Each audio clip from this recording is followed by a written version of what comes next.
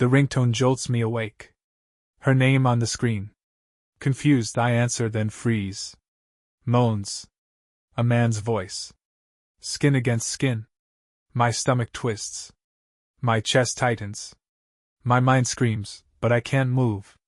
Then, silence. Call ended. My world shatters. I should have seen it coming. Let me take you back. Looking back, the signs were there, small, insidious, easy to dismiss. Love makes you blind, or maybe just stupid. I told myself I was overthinking, that I was being paranoid. But deep down, something felt off. It started with her phone. Emma had always been open with it before.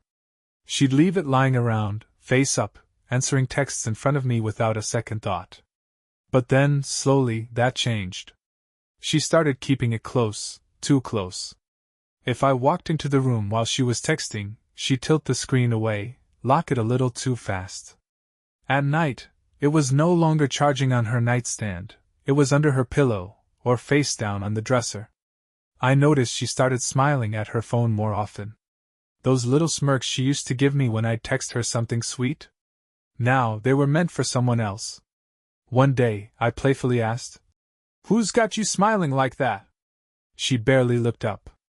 "Oh, just a meme from Sarah," she said. But when I asked to see it, she hesitated, for just a second. Long enough for something inside me to shift. Then came the late nights. At first, it was just an occasional girls' night with her friends, something that had never been a regular thing before. But soon, they were happening almost every weekend. "We're just catching up," she'd say, her tone light, dismissive. The first few times I believed her. Why wouldn't I? But as the weeks passed, the excuses started to feel rehearsed. And then there were the times she came home too late. Not just late, but suspiciously late. She'd slip into bed quietly, thinking I was asleep. But I wasn't. I was lying there, listening to her breathing, trying to ignore the feeling creeping up my spine. Sometimes I could smell alcohol on her breath. Other times there was a different smell, one I couldn't place, but I knew it didn't belong. I started noticing inconsistencies. One night she said she was at dinner with Sarah and Mia, but when I casually mentioned it to Mia's boyfriend a few days later, he looked confused. "Mia was with me all night," he said. My stomach dropped, but I didn't say anything to Emma. I convinced myself there had to be an explanation. And yet, the way she looked at me changed. Emma had always been affectionate. Little touches, stolen kisses, curling up next to me on the couch. But now, she barely touched me. Sex became rare, then non-existent. When I tried to initiate, she'd sigh, roll over, say she was tired, or that work was stressing her out. If I pushed, she'd snap, irritated, making me feel guilty for even asking. But what hurt more than the lack of sex was the lack of warmth. She used to laugh at my jokes, even the stupid ones. Now I could barely get a chuckle. She used to ask me about my day, really listen. Now she nodded absently, barely paying attention. Conversations became shallow, robotic. She was there, but she wasn't really there. Then came the defensiveness. One night I casually said, "You've been on your phone a lot lately." She exploded. "Oh my God, are you seriously checking up on me now?" she snapped. "What, am I not allowed to have friends? Do I have to report my every move to you?" I was stunned. I hadn't accused her of anything. Not yet. But her reaction was over the top, out of nowhere. And guilty as hell. That was the moment I realized she was hiding something. I just didn't know what. Until the smell. It happened one night when she came home late. She walked past me on the way to the bedroom, and I caught a whiff of something. Cologne. Not mine. Someone else's. It was faint, but distinct. A scent that didn't belong in my house, on my wife's skin. My chest tightened. My mind raced. I wanted to say something, but what? "You smell like another man?" That sounded insane. And yet the suspicion gnawed at me, dug its claws in, refused to let go. That night I barely slept. Doubt whispered in my ear. What if I was wrong? What if I was right? What if? My thoughts were interrupted when her phone buzzed. 1:47 a.m. A text. I glanced over. The screen was face down, as always. She stirred, half awake. I kept my voice light. Who's texting you this late? She groaned and rolled over. It's probably just Sarah, she muttered, pulling the covers over her head. Lies. I felt it in my bones. But still, I stayed silent. Because I didn't want to believe it. Because I didn't want to admit that my wife, the woman I had built a life with, was slowly slipping away from me, right in front of my eyes. Because the truth was too painful. But the truth doesn't care about feelings. And soon, it would come crashing down. Because fate had other plans. Because in just a matter of weeks, she would make the mistake that would rip our world apart. The call. The call that changed everything. The night everything fell apart started like any other. Emma had gone out again, another girls' night. She kissed me on the cheek before leaving, her lips barely grazing my skin. Don't wait up, she said with a small smile, already halfway out the door. I watched her go, stomach twisting with something I didn't want to name. I knew. I didn't have proof, not yet, but I felt it. The kind of gut-deep certainty that makes your skin crawl. Every night out, every cold glance, every too long text conversation, it all pointed to the truth I had been too afraid to face. So I waited. I sat on the couch, flipping through TV channels, pretending I wasn't staring at the clock. 9 p.m. Then 11:30 p.m. Then 1 a.m. No text. No call. At 1:47 a.m. my phone rang. I frowned, confused. Emma. I swiped to answer. Hello? Then, the sound hit me. Breathing. Heavy. Ragged. And then moaning. A man's voice. Low, guttural. Skin against skin. The unmistakable sound of bodies moving together. My heart stopped. I gripped the phone, pulse thundering in my ears. I wanted to believe I was imagining it, that it was some kind of sick mistake. But then I heard her. Emma. My wife. Whispering his name. Begging. Something inside me snapped. My stomach lurched, bow rising in my throat. My hands shook so violently I almost dropped the phone. I wanted to hang up, to stop hearing it, but I couldn't. I was frozen, trapped in my own personal hell. Then, her voice again. Louder. Raw. Fuck, you feel so good. I squeezed my eyes shut, as if that could erase what I was hearing. As if that could unbreak me. Then came the worst part. A muffled sound, movement. Rustling sheets. And then silence. The call ended. I sat there, numb. Staring at the screen, her name still glowing in my call log, proof that this wasn't some nightmare I could wake up from. My wife had accidentally called me while fucking another man. Something inside me shattered.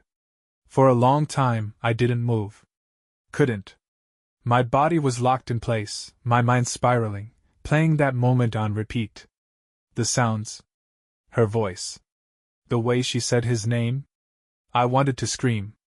I wanted to throw the phone across the room, punch a hole in the wall, break something, anything, just to match the way I felt inside. But I didn't. Instead, I stood. Moved on autopilot. Walked to the bathroom, stared at my reflection in the mirror. My face looked the same, but I wasn't the same. I was a man who had just lost everything. And she had no idea. She would walk through that door thinking she got away with it. Thinking she was so fucking clever. I clenched my jaw, gripping the sink so hard my knuckles turned white. My mind was a storm. Do I call her? Do I text? Do I wait? Do I let the rage take over and show up wherever the fuck she is? 1,000 thoughts collided at once. But then, clarity cut through the noise. No. She didn't deserve that. Not yet. I wouldn't tip her off. I wouldn't give her a chance to lie, to spin some bullshit excuse. No, I would wait. I would look her in the eyes, watch the moment she realized she was caught. So I did the hardest thing I've ever done.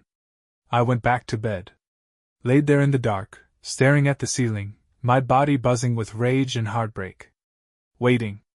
Hours passed. Then, at 4:12 a.m., the front door creaked open. Footsteps. Slow, careful, like she didn't want to wake me. I stayed still, listening as she moved through the house, tiptoeing like a thief in her own home.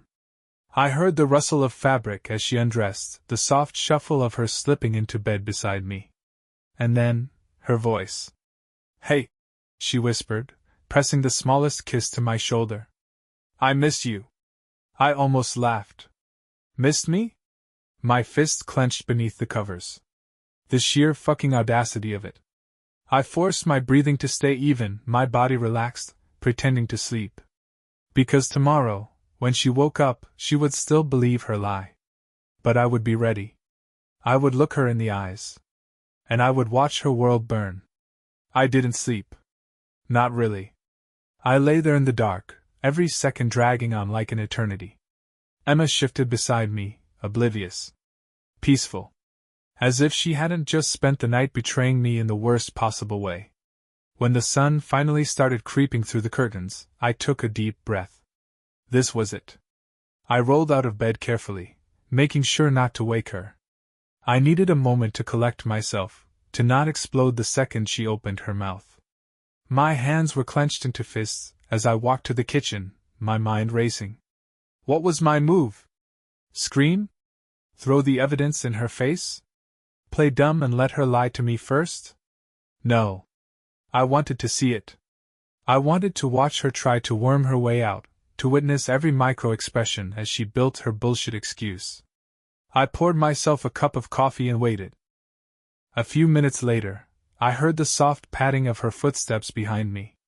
"Morning," Emma murmured, her voice still thick with sleep. She wrapped her arms around me from behind, pressing herself against my back like everything was normal.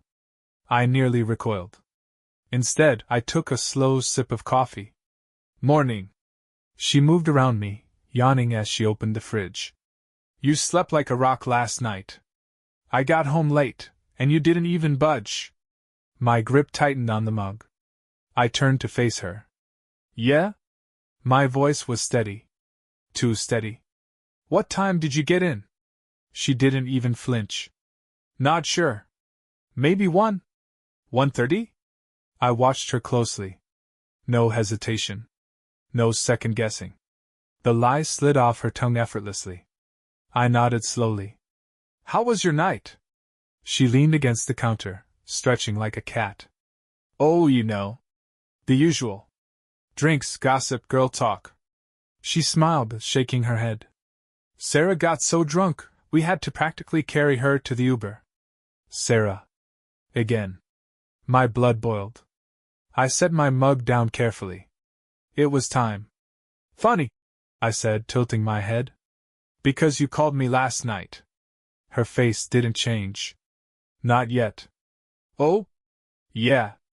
I took a step closer. At exactly 1:47 a.m. The first flicker of something, a shift in her eyes. Barely there, but I saw it. She let out a soft laugh, shaking her head. "That's weird. I don't remember calling you." I stared at her. "Oh, I bet you don't." Another shift. Her fingers curled slightly against the counter. Her eyes darted, calculating. "I must have but dialed you," she said lightly. I almost laughed. But dialed. I leaned in, close enough to see the way her breath quickened. "You sure about that?" She frowned now, tilting her head. "What's with the interrogation?" A forced chuckle. "Jesus, did I accidentally call you while ranting about work or something?" She still thought she could control the conversation. That she could spin this into nothing. I let the silence stretch. Made her sweat. Then I dropped the hammer. "I heard you," I said, my voice low. Steady. Dangerous. She blinked. "What?" I leaned back, crossing my arms. "I heard. You." The color drained from her face. For the first time, she hesitated. She knew. But still, she tried. tried to lie her way out. I don't. She laughed nervously. I don't know what you. Don't. I cut her off. Sharp. Final. Do not fucking lie to me. Her mouth snapped shut. I saw it then. The cracks. Her breathing was uneven. Her fingers trembled against the counter. Her mind was racing for a way out, but there wasn't one. Because I had her. You called me. I said again, my voice like steel. I answered.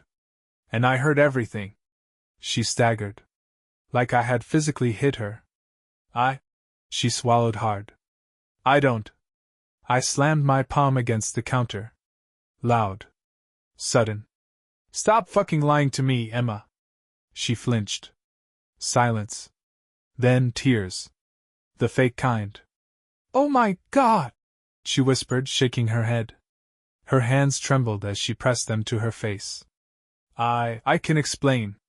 I barked out a laugh. Explain? Explain how she moaned another man's name while I lay in bed thinking she was out with friends. Explain how she accidentally called her husband while being fucked by someone else. There's nothing to explain, I said coldly. You cheated. You lied. And now you're caught. She shook her head furiously, stepping closer. It wasn't. Her voice cracked. It wasn't what you think. I stared at her in utter disbelief. She was still trying.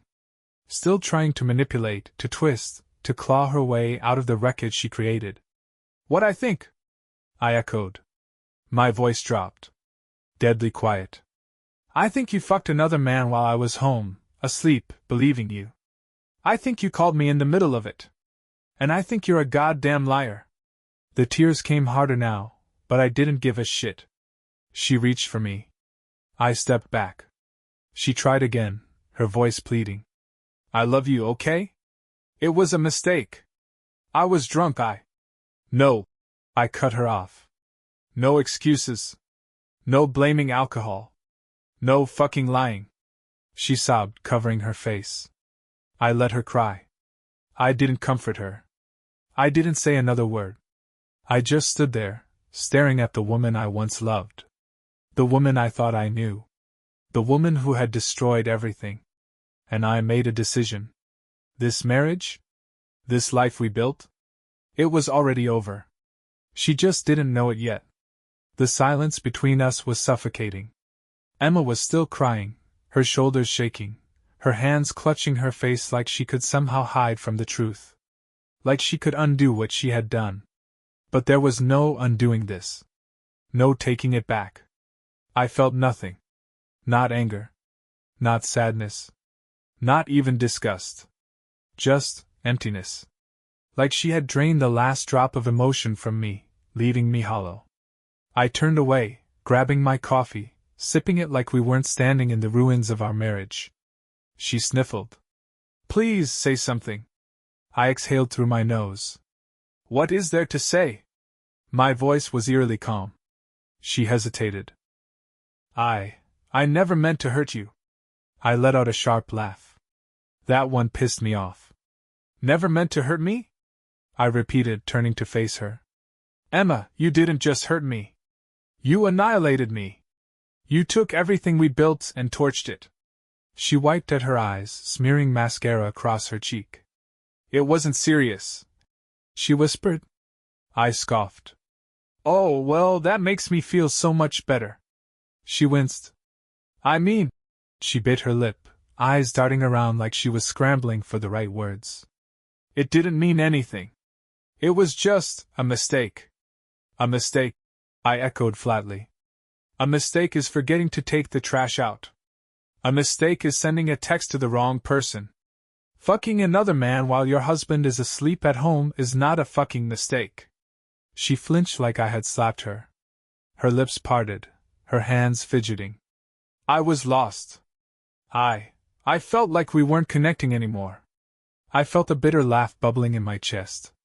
So, instead of talking to me, you spread your legs for someone else?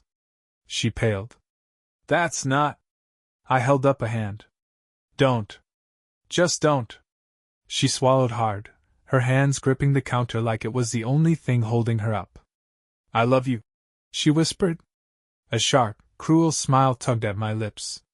Now she wants to talk about love. "No, you don't," I said simply. Her eyes snapped to mine, desperate, pleading. "I do. I swear I do. I got caught up in something stupid and—" I slammed my mug down on the counter. Hard. She jumped.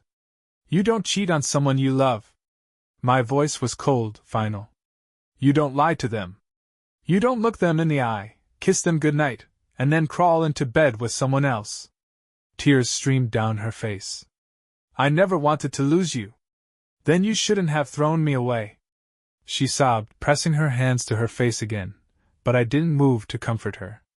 She didn't deserve my sympathy. She didn't deserve anything from me. I turned away, rubbing a hand down my face. The weight of it all was crushing me. The betrayal.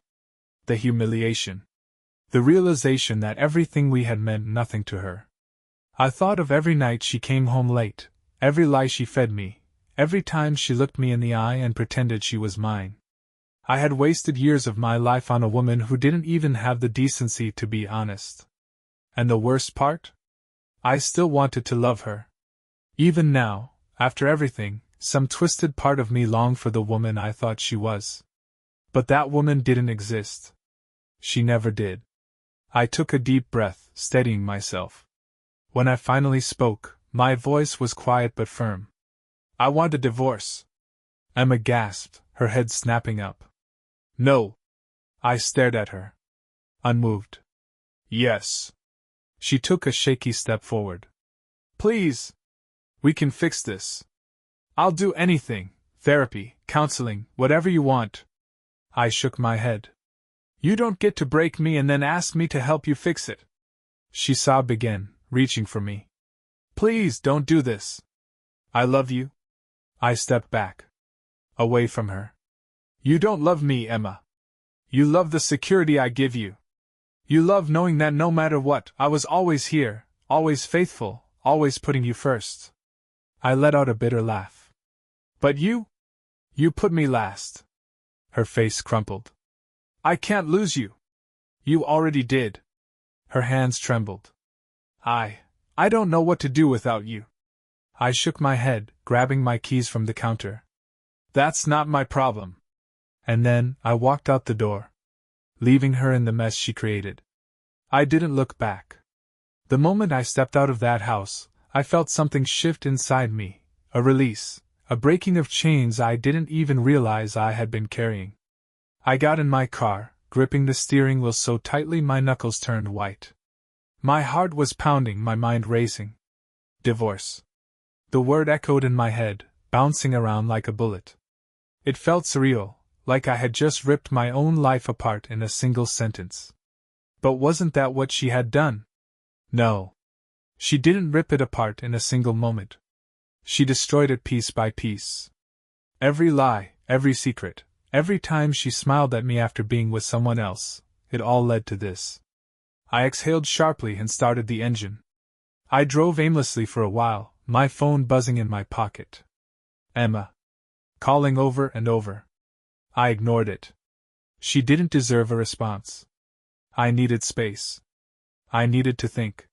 So I went to the one place that had always given me clarity, the lake. We used to come here together. Back when things were good. Back when I thought she was someone worth loving. I parked, stepping out into the crisp morning air. The water was calm, reflecting the early sunlight. A perfect mirror. But my life? My life was anything but calm. I sat on the hood of my car, staring out over the lake. What now? Divorce was the only option. I knew that. There was no coming back from what she did. But still. It hurt. It hurt that I had given her everything, my love, my trust, my loyalty, and she had thrown it away like it was nothing. I clenched my jaw. I wouldn't let her win. I wouldn't let her reduce me to some broken, bitter man. I would move on. I pulled out my phone and scrolled through my contacts until I found the name I needed. A divorce lawyer. I hesitated for only a second before hitting call. The moment he answered, I took a deep breath and said the words that sealed it. I need to file for divorce. And just like that, the decision was made. There was no going back. The papers were signed. The process was set in motion. Emma begged. She cried. She swore she'd change. It didn't matter. I was done. At first, it was hard. Not because I missed her. I didn't. I missed the idea of what we were supposed to be. I missed the man I was before she broke me. But the more time passed, the clearer everything became. She had never truly loved me. Not in the way I loved her. And that realization? It set me free. I moved out, got my own place. Something small, something just for me. It was strange at first, coming home to silence, not having to check in with anyone. But then, I realized something. I liked it. I liked the peace. I liked knowing that no one was lying to me, sneaking around behind my back. I could breathe again. Emma still tried to reach out, sending long texts about how much she missed me, how she regretted everything. I never responded. She wasn't my problem anymore. One night, months later, I got a call from an unknown number. It was him. The guy she cheated with. He didn't say much, just 3 simple words before hanging up. She did it again. I laughed. Really laughed. Because, of course, she did. It wasn't me. It was never me. It was her. And for the first time in a long time, I felt nothing but relief. I was free. And I was never looking back. Leave a comment with your thoughts on the story. And subscribe to our channel so you don't miss new interesting stories. See you soon.